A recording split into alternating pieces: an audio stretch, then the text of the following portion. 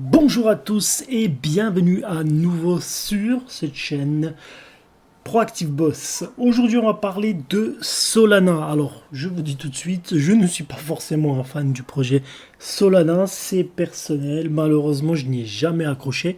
Et pourtant, il se peut même que j'ai tort par rapport à Solana, puisque Solana continue à augmenter, à gagner du terrain, à gagner en termes de valeur et finalement à évoluer plutôt pas mal, notamment sur ces dernières semaines.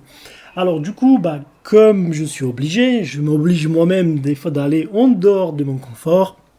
On va aujourd'hui parler de Solana. Bien évidemment, avant toute chose, je tiens à vous préciser que je ne suis pas un conseiller financier et que vous devez prendre des décisions en conséquence.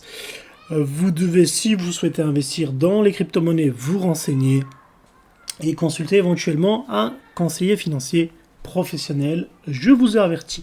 Très bien, aujourd'hui on va parler de ce fameux Solana que je déteste tant mais que je suis quand même obligé d'en toucher un mot.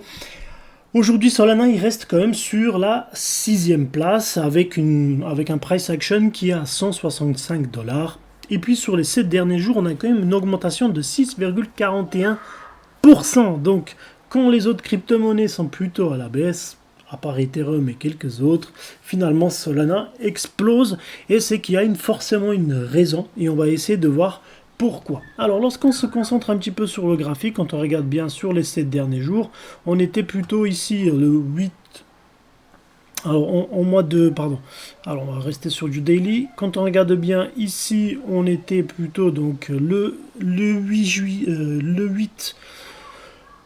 Le 17 août, pardon, ce matin, on était plutôt sur 161 $. On est déjà à 166 $. Sur les 7 derniers jours, on voit qu'il y a quand même eu une progression qui était assez importante. Pour la simple et bonne raison que finalement, la crypto-monnaie, elle a gagné en tendance haussière. On voit que c'est vraiment quelque chose où on a de plus en plus de personnes qui investissent sur Solana parce qu'ils estiment que le projet il est important. Il y a aussi le fait que finalement, lorsque certains investisseurs vont se rouer sur du Bitcoin ou sur certains, dans le top 3 finalement, entre l'Ethereum, l'XRP et le Bitcoin, certains en fait vont se dire c'est peut-être le moment d'aller vers ma crypto-monnaie de prédilection et donc du coup ils vont chercher à investir là-dessus et finalement comme un peu en parallèle avec le Bitcoin, Solana a pris de la hauteur. Quand on regarde sur du mensuel, on reste quand même sur des prix qui sont un peu plus stables, on est plutôt sur une tendance neutre qui se dessine. Mais ça reste quand même hyper important. Sur l'année, on a malheureusement perdu un petit peu puisqu'on était quand même à 240 $, mais c'est tout à fait normal finalement puisque on était sur un all-time high, et ensuite sur les sommets, et puis ensuite on descend un petit peu pour pouvoir constituer vraiment une base solide des acheteurs pour pouvoir remonter vers des sommets à nouveau. En tout cas, on regarde bien qu'il y a une phase de consolidation qui a commencé en 2023 et finalement elle devient de plus en plus importante là sur les dernières 2 années. Alors, on va regarder un petit peu ce qui s'est passé. J'ai 2 articles à vous proposer. On va regarder ensemble ce qu'ils nous disent. Alors, Solana gagne en momentum alors que les flux entrant de 13 millions de dollars via un ETF signalent un rallye potentiel jusqu'à 250 $.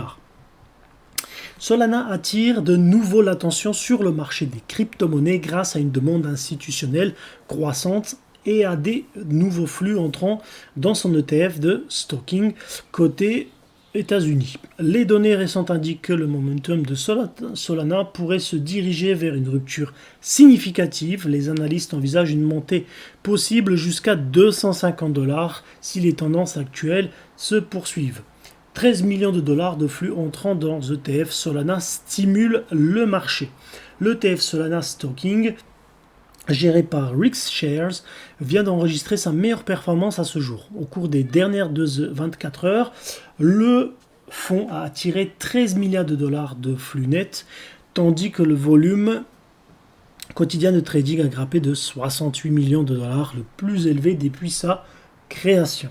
Cette flambée souligne l'appétit croissant pour l'exposition à Solana via des véhicules d'investissement réglementés. Elle montre également que les investisseurs gagnent en confiance dans le potentiel à long terme du réseau. En particulier, alors que d'autres blockchains de niveau 1 alternatifs gagnent en traction face aux défis de la scalabilité Ethereum. Le timing de ces flux entrants est notable, survenu peu après le prix de Solana est rebondi de 33% depuis une zone critique de retracement de Fibonacci. Historiquement, ces niveaux de ratio dorés ont servi de tremplin puissant lors des cycles haussiers précédents de Solana. La demande institutionnelle donc rencontre l'accumulation des baleines. Parallèlement à la demande des ETF, Solana bénéficie également d'un regain d'intérêt de la part des baleines. Les analyses on-chain montre que le ratio Exchange Whale, une mesure de l'activité des gros détenteurs, a augmenté régulièrement. Cela suggère que les investisseurs majeurs accumulent des positions à ce niveau. Lorsque les flux d'entrants d'ETF et l'accumulation des baleines convergent, cela a souvent entraîné des rallyes rapides et soutenus. Actuellement, près de 20% des actifs totaux sous la gestion de SSK sont liés au flux entrant de Solana, ce qui souligne davantage de demandes institutionnelles croissant pour cet actif. Alors, donc finalement, comme je vous ai dit tout à l'heure, lorsque certaines baleines s'estiment que le Bitcoin, ça ne leur convient pas, ou ils vont chercher tout simplement à encaisser le Bitcoin dans un premier temps, et puis ensuite se basculer vers des crypto-monnaies, forcément ils vont aller dans le top 10, et dans le top 10, on a Solana, ce qui influence les facteurs haussiers. L'optimisme n'est pas seulement alimenté par des baleines et les flux d'ETF, le sentiment général du marché des altcoins s'améliore également. L'appétit pour les réseaux de niveau 1 alternatifs augmente et Solana semble être une des plus grandes bénéficiaires. L'activité sur le réseau augmente régulièrement, les données montrent que les moyennes sur 7 jours et mensuelles des adresses actives ont augmenté, signe que davantage d'utilisateurs interagissent avec l'écosystème Solana. Cette augmentation d'utilisation fondamentale du réseau fournit un soutien supplémentaire à un rallye durable. Avec des fondamentaux en amélioration, les indicateurs techniques renforcés et des flux institutionnels en hausse, le scénario haussier pour Solana vers 250$ devient de plus en plus crédible. Il y a bien évidemment des nuances à avoir. Bien que le scénario haussier soit solide, les traders doivent rester prudents. Solana fait face à une zone de résistance clé juste au-dessus des 206$, où la prise des bénéfices par les détenteurs à court terme pourrait temporairement ralentir la dynamique haussière.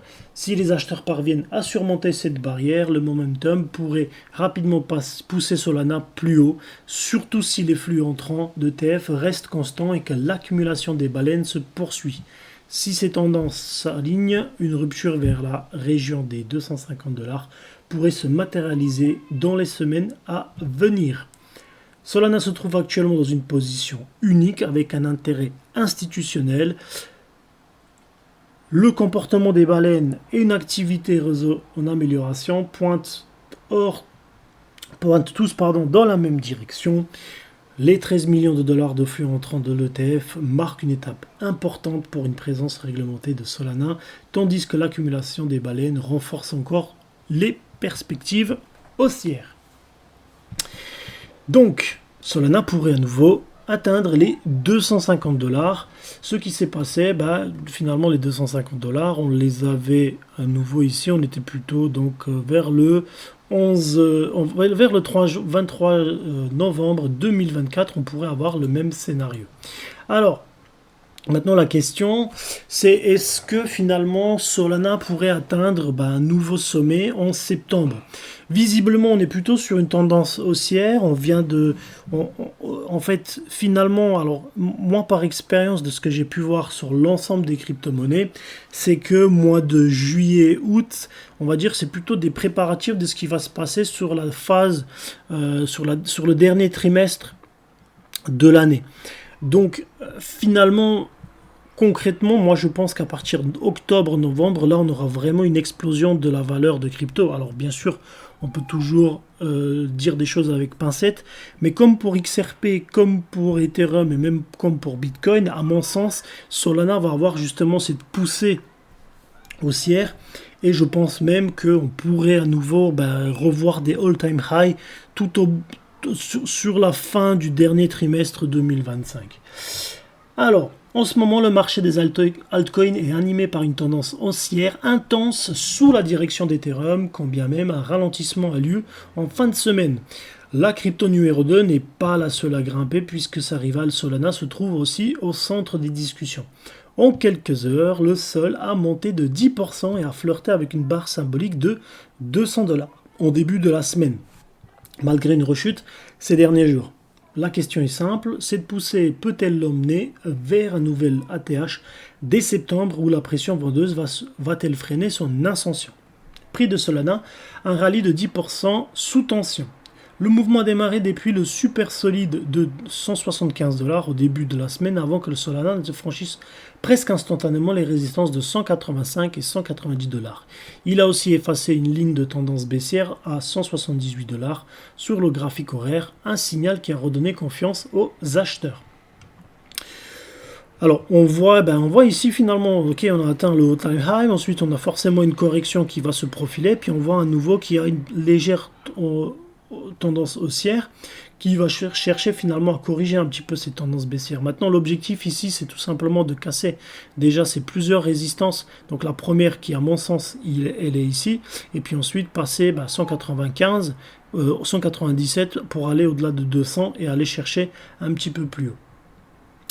La hausse s'est prolongée jusqu'à 199 $ avant de se stabiliser au-dessus de 192 $ et de moyenne mobile simple sur 100 heures. Les 200 $ représentent désormais la barrière immédiate suivie de 202 et de 205 $. Si ce niveau cède, les cibles suivantes se trouvent à 212 ou à 220 $. En revanche, il faudra surveiller les zones de soutien à 194 et à 186 $. Ces derniers correspondent pile au retracement Fibonacci de 50% entre 173 et 199 $. En cas de baisse, le prix pourrait revenir tester 180 puis 175 $. S'il persiste, le seuil vital des 170 $ sera de nouveau menacé. Donc en fait, concrètement, alors, comment vous pouvez utiliser ça? C'est très simple. Finalement, vous avez à peu près ici les différents supports sur lesquels vous pouvez vous placer. Donc finalement, le support vital, on va dire, ça va être à 170 $. Et puis ensuite, on va passer, on va se dire que finalement, quand je rentre, je vais me retracer, surtout si vous êtes dans le trading, je vais me faire des stop loss qui vont être à 170 $, 173 $, 175 $, etc. C'est-à-dire que je vais me faire déjà des stop loss par palier. Et ensuite, je vais faire take profit, je vais me faire exactement la même chose. C'est-à-dire que en fonction de mon spread, en fonction finalement de ce que je vise, si je vise par exemple les 1, 2%, etc., etc. Et en fonction du spread, il va falloir que je calcule. Par exemple, si je suis sur un spread qui est par exemple à 2% et que je souhaite gagner 4%, enfin 2%, en fait, il faudrait que je calcule finalement pour que le gain puisse être à 4%, et à ce moment-là, je vais calculer vers quel prix finalement je vais placer mon take profit. Donc c'est à vous finalement de calculer, de vous dire, ok d'accord, j'ai mes supports, j'ai mes résistances, combien je souhaite gagner, finalement combien je vais investir, et combien je souhaite gagner, combien je souhaite retirer. Si je suis sur 1%, il faut absolument, si mon spread il est 2, il faut que je gagne 3. Si mon spread je souhaite avoir 4, mais mon spread il est à 2, il faudrait quand même que je gagne 4. Donc 4% pour pouvoir finalement retirer des profits à hauteur de 2%. Il faut savoir aussi qu'une baleine a liquidé 71% de ses positions en moins de 12 jours, se réduisant ses avoirs de 24 millions à 6,8 millions de $, soit 17,2 millions vendus. Ces ventes ont coïncidé avec un retour temporaire du prix sous 185 $, créant un mur d'offres sur le marché. Donc forcément, alors, pourquoi, à votre avis, il y a eu une liquidation de ces positions? Je vais vous expliquer. Aujourd'hui, on est vraiment sur des événements qui sont assez importants. On en a vu hier encore, Donald Trump qui rencontre finalement Vladimir Poutine. Il y a cet échange. Donc forcément, des grosses baleines, en fait, ils anticipent un petit peu tout ça. Ils se disent, ok, si on n'arrive pas à trouver une solution, et bim, on va quand même sortir, on va encaisser nos gains. Si les prix baissent, tant mieux pour nous. Nous, on va se relancer un petit peu dedans. Les prix, petit à petit, vont augmenter. Et moi, en fait, je vais encaisser 2 fois, voire 3 fois sur la même vague. Vous voyez, donc en fait, l'objectif étant toujours, lorsque vous investissez, surtout sur du trading, c'est compter sur 1, 2, 3 vagues pour pouvoir, en fait, encaisser un maximum. De son côté, Alameda Research, sœur de l'exchange défunt de FTX, refait parler d'elle à travers le déblocage de 35 millions de dollars de Solana. Ces tokens avaient été achetés fin 2020 pour environ 350 000 dollars. Vous voyez, on est quand même à x100. L'entreprise a donc bénéficié d'un rendement multiplié par 100.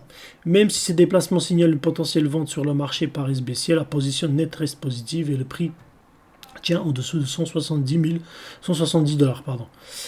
Alors, qu'est-ce qu'on pourrait avoir comme scénario pour septembre? Donc, on pourrait avoir entre euphorie haussière et les risques baissiers. Alors, certaines prévisions qui sont vraiment plutôt optimistes, ils se disent qu'on pourrait monter jusqu'à 1315 dollars. Alors là, on est quand même sur des projections qui sont impossibles. Enfin, je veux dire, c'est quasiment impossible. Vous passez d'une projection qui est à 204 dollars en 2021, aujourd'hui on est en 2025, on a atteint quand même le 25 janvier, on atteint quand même 241 dollars et aujourd'hui on parle déjà de 1000 et quelques. Doucement quand même, on s'emporte un petit peu. Moi je pense que Solana il pourrait être, alors d'ici la fin de l'année on pourrait se retrouver peut-être plus autour des 300-315 dollars.